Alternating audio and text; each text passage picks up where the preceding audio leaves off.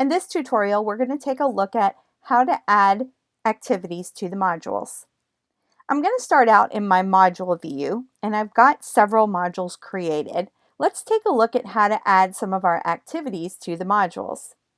I'm going to go to my week 1 module, and to add to it, I'm going to come over here to the plus button. Once you get your menu, you'll notice that you have several different things that you can add to this. So I'm going to start out and go to Pages.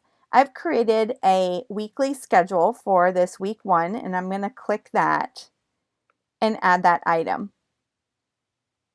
Next, I'm going to come here to the plus again, and this time I want to add an assignment.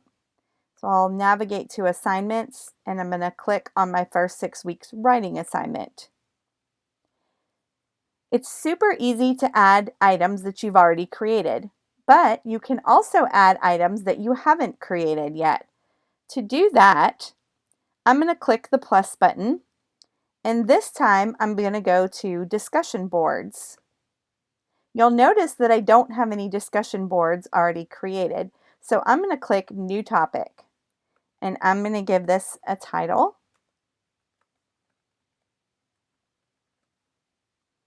And I'm going to click Add. You'll notice that it added the discussion board to my module, but we haven't set up the discussion yet. So to do that, you're going to click the discussion board, and then you would simply click the Edit button, and you'll be able to set up your discussion board. I'm going to go back to my modules, and I'm going to show you a couple more things you can add. You can add an external URL, so if you want to add in a website, you can add that right here. So I'm just going to add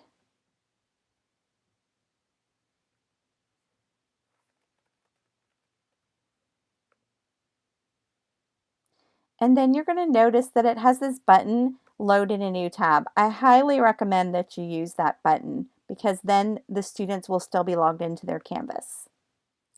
And one last thing that I wanted to point out is that you can add in headers.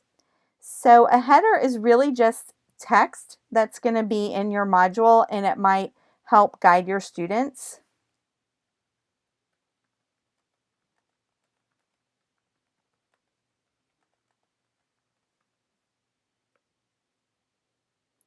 So maybe I only want them to do one of these 2 items, their discussion or their video, so I can put this header in.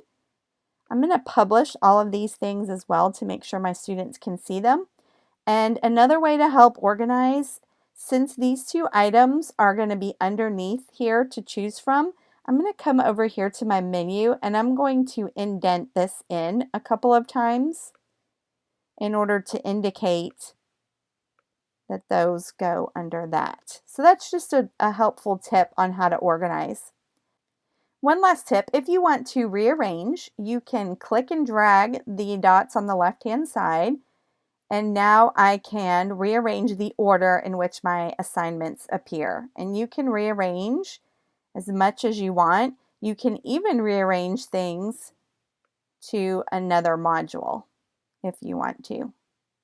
Before we leave this tutorial, one last thing to remember is make sure that even though all your items are published, if your module is not published, then the students won't be able to access the module or the items in it. So make sure that all of these items are published when you're ready for your students to work on them. And there's how easy it is to create modules.